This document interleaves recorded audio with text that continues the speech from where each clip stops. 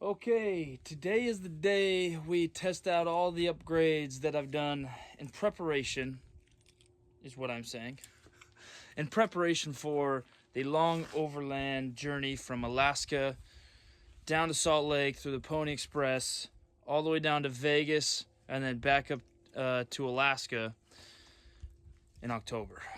It's going to be quite the trip, but I got to make sure everything's dialed in. I'm going to be going to Kink Glacier, which gives tons of different terrain, being some rocks, being some obstacles, some mud, some sand and dunes.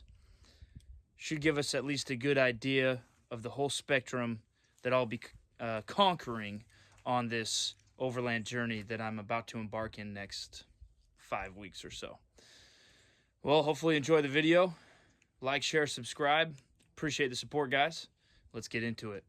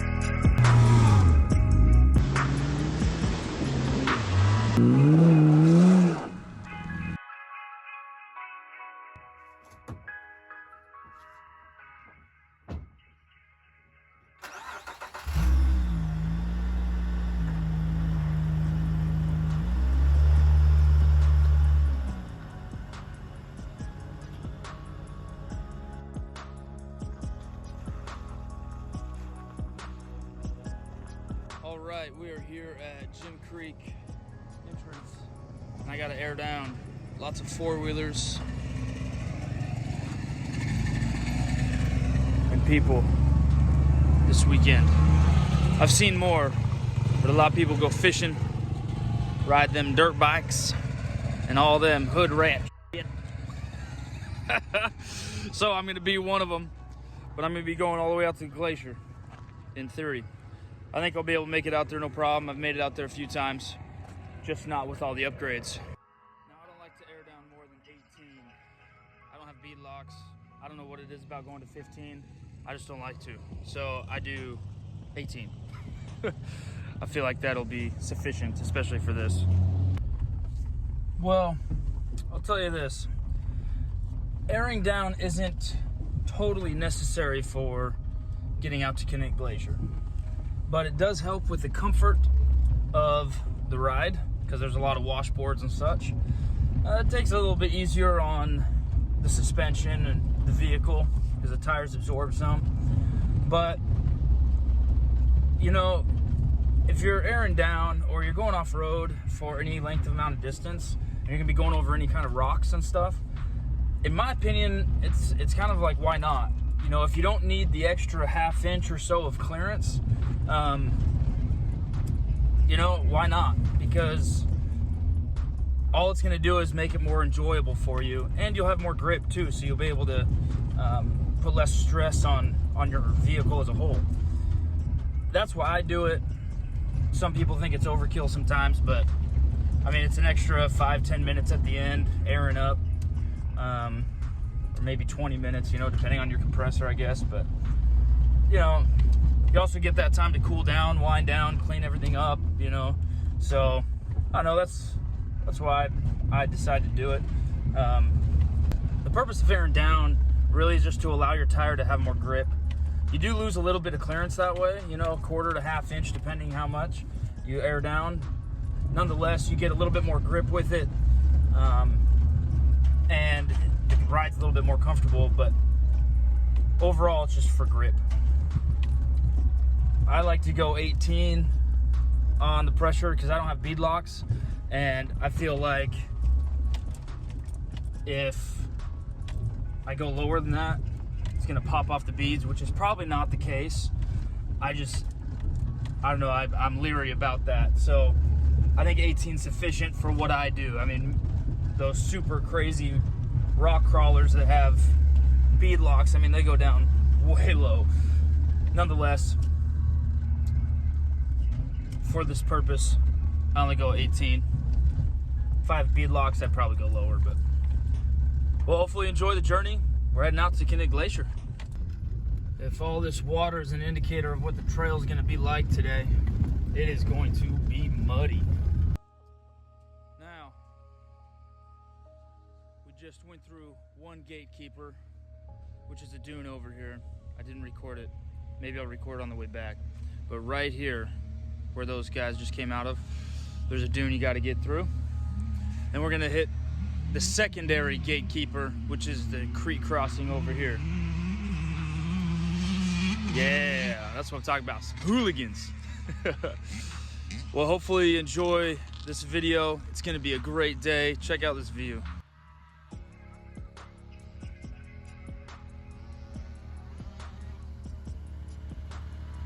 We're gonna be going all the way out to that white thing out there, Kink Glacier. Man, what a beautiful day. It's like 55 degrees, sunny. Very light breeze. Got some dirt bikers over here.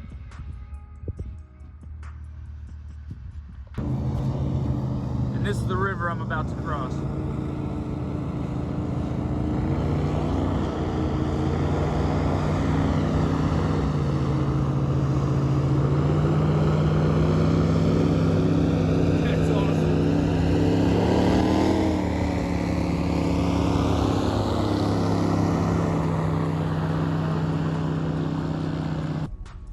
It's time to test out the flat out suspension.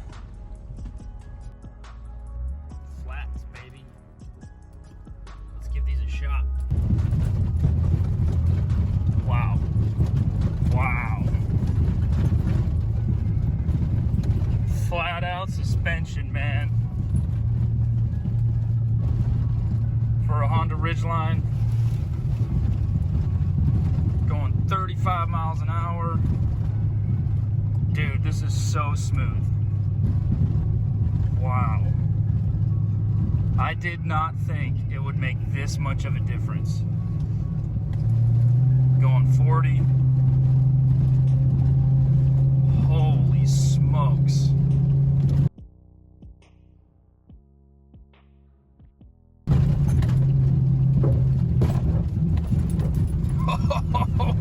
Wow. Dude, I seriously feel like I'm floating. Wow, that is impressive. Good job, flat out suspension. Oh my goodness.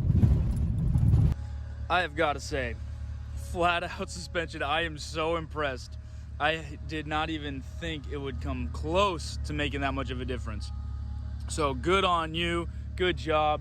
Guys, it's worth every penny. So that is it. That's one of the biggest upgrades I think anyone can do is suspension. And man, I'm so glad I went with flat out. I'm so glad that you guys took the risk, did the R&D, and made suspension for these, because it is amazing. It is doing really well. Everything that I've done thus far on it seems to be working just great. I've been driving it around for a few 2 or 3 weeks now with the suspension and all the upgrades that I've done, but I wanted to test it off-road before the long haul in a few weeks. So we're about to enter the inner trail where all the mud is. So it should be pretty enjoyable. Hopefully enjoy the content. Hopefully the camera doesn't get too dirty so that you can see what's going on. I'll try to get some external shots as well. I just I disabled the VSA. That way the automatic brakes don't keep going. I've found the way that I wheel, if I'm in mud or slippery terrain, I want that off. If I'm in, like, if I'm rock crawling, going over a lot of boulders and stuff, I definitely want it. That's just what I've found. Let me know down below what you've done to figure out what works best for you in your area and the kind of wheeling you do. Do you turn it on, or when do you turn it on, and when do you turn it off?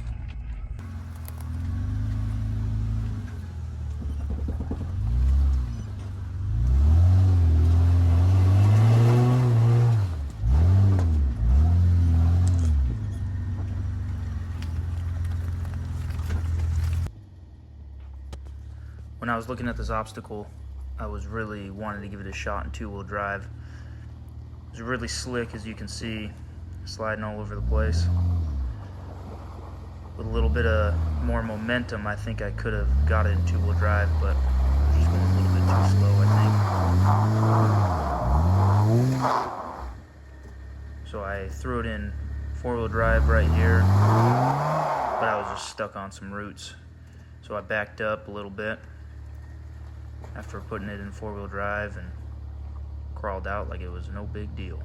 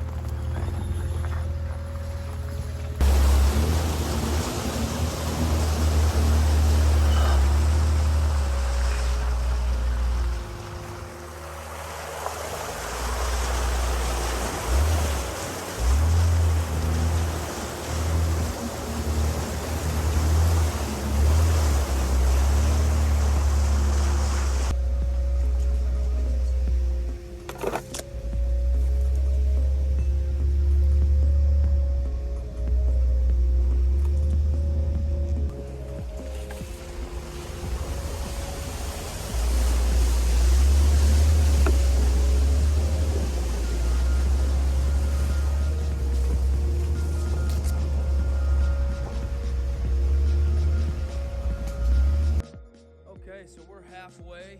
We actually got all the difficult parts out of the way. What a beautiful view. My power steering's giving a little issues. The fluid's right in between the lines, and so I don't know if the pump's going out from when I first started having the leak and didn't realize it in my power steering rack, which I do have to replace. And so I'm gonna go a little bit further just to see if it keeps acting up. If it keeps acting up, I'm gonna head back, unfortunately. Yeah, so I'll have lunch right here, just in case I have to turn back. But this is why I came out, to make sure all of the stuff works well and works, you know, mechanically. Thing's a beast though. It is just walking through. I've only had to use four-wheel drive once, which is nice. Look at that. So cool. All right, I got this Coleman grill from, where do you think I got this from? Walmart. So why did I get it from Walmart? I was at Walmart, saw this there, and was like, you know, I don't want to buy something that cheap, right? So I went over to Sportsman's Warehouse, right? They got good, credible stuff. And I saw the exact same thing there, but it was priced higher. So I was like, you know what? I'm just gonna go with Walmart and see what happens. Worst case scenario, I gotta go buy another one and I can do a review on it, right? But if it works, I save some money. That's all I'm saying. No reason to overpay. All right, so got it cooking. Excuse me. I got the vid. I'm just kidding. I don't know, is that too political for y'all? Yeah, got this rocking and rolling. I have some canned ravioli. Don't be hating, all right? I found it in my cupboard and I needed something quick because this is a last minute test. So, you know, it is what it is, but this is gonna be my view. Oh, got my table, chair. Man, this is almost better than the glacier itself because it's warmer and less traffic. Nobody stops here. All they do is go right over there along those trees and keep going. So this is actually a pretty sweet setup right here. This might be my new spot. I'll just have different food. Start getting better at making stuff on the Coleman.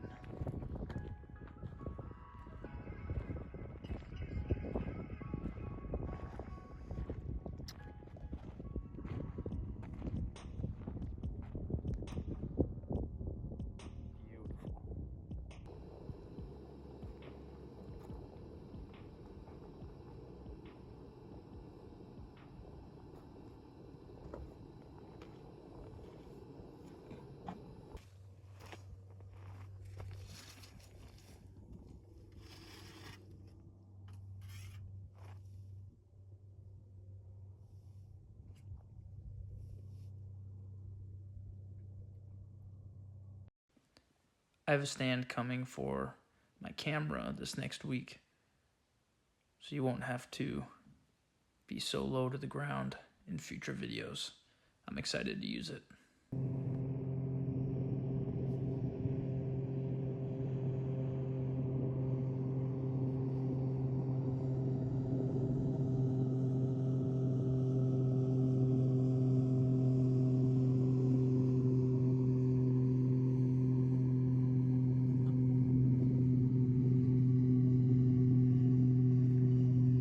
This is magnificent.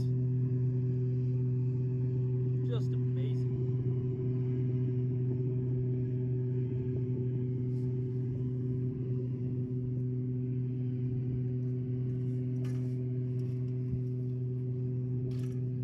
Okay, lunch is cleaned up. Having a river is really nice for water. Ah, look at that. Welcome to Alaska. Plains everywhere. But lunch is cleaned up. And I got a wave. There we go. Nice. We're gonna give it a shot to go out there. I did commit to doing that, so we're gonna give it a shot to get out there. But as I said earlier, power steering was having a little issues right there, just quarter mile down the trail. So I'm gonna go a little bit further, see if there's any more issues. If it continues, then I'm just gonna turn around and go back, since we made it through the tough obstacles already. I'm not really concerned with anything else that's further that way. It's pretty much like this right here, just a lot bumpier, but we'll give it a shot. Here we go. Okay, so this is what I'm gonna do. It's not really having the issues like it was just a little bit ago before lunch, but I can tell it doesn't turn as easy. Oh, buddy. There's my buddy, my guide friends. Anyways, that was one of my coworkers coming back from a tour. I've decided what I'm gonna do is I'm gonna take a different way back. It's a little bit more muddy, a little bit more fun. But that way I'm headed back, and there's a little bit more terrain or different terrain to test this with. But going through the rivers, the creek crossings, and the mud and all those things on the way back, I'd much rather be closer if things go out and start having troubles than further.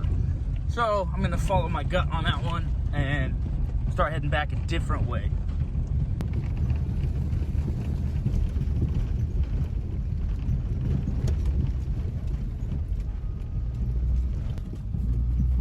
All right, getting to the creek crossings. These should be fun.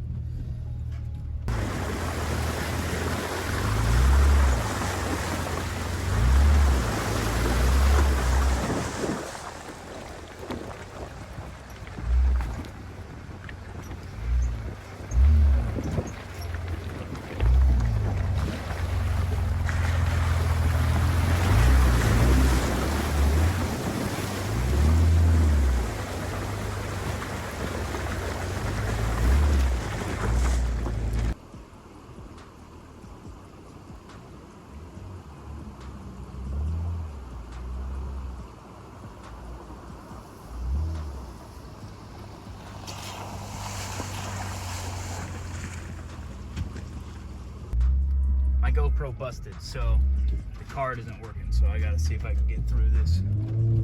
Oh, snap. Oh, that was a hard hit.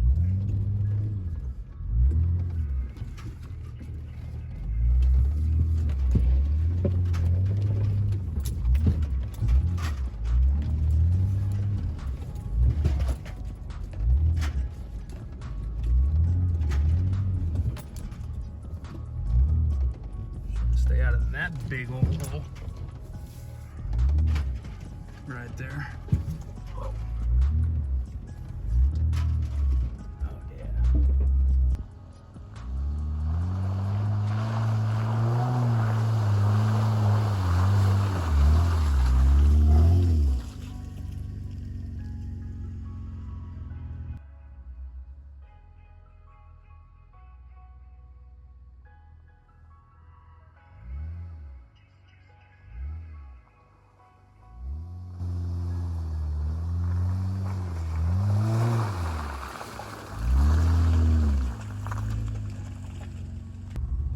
made it out of the inner trail, headed back. Steering is a little bit off, I can tell, but I'm not sure exactly why. Hear that? I don't know if it's just a little bit of water on the belt making a struggle or what, but this is why we came out. So I'd rather figure it out right here than when I'm on my way and have time to fix it, by the way. So, hope you enjoyed the show, and we'll see you on the next one. Like, share, subscribe. Appreciate the support. We'll see you. Well, this is embarrassing.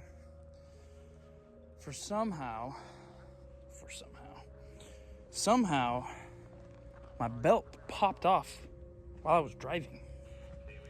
Like, what? Doesn't make any sense. So now,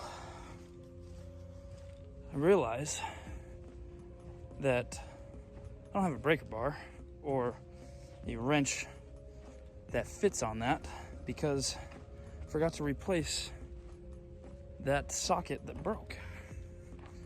14 mil. And so now I need to drive out without a belt as far as I can, without tools, to get cell service. Luckily, I'm only like a mile from the place in this high traffic area, so maybe somebody has tools. But what the heck? Why would my belt just pop off all of a sudden? That makes no sense. Check this out. This is crazy. My belt is so stretched. Either it's too big or there's some kind of malfunction. But check this out. So here's the belt, right? I can literally, it's all tension on there, and I can literally just pull it off. Like, what in the heck? I've never seen that before. Let me know what might cause that, other than just a crappy belt. It's a good thing I listened to my gut today and did not just push to the glacier, because I don't think I would have made it. My belt literally just popped off, stretched or whatever, and I made it probably 100 yards from the house. So I'm glad that I came back. Need to get a new serpentine belt. Gosh dang, I gotta go buy two because I gotta make sure I have extra one. This is the second time serpentine belt's messed up on me. So I gotta go get two of them and then jump my truck. Other than that, I think that's why the power steering was acting up. Probably because that belt was all stretched out and not acting right. So that does give me a little bit of hope that it's nothing real serious with power steering. Although I do need to replace the rack. Maybe that belt was the majority of what I was feeling out there and not the pump or something else.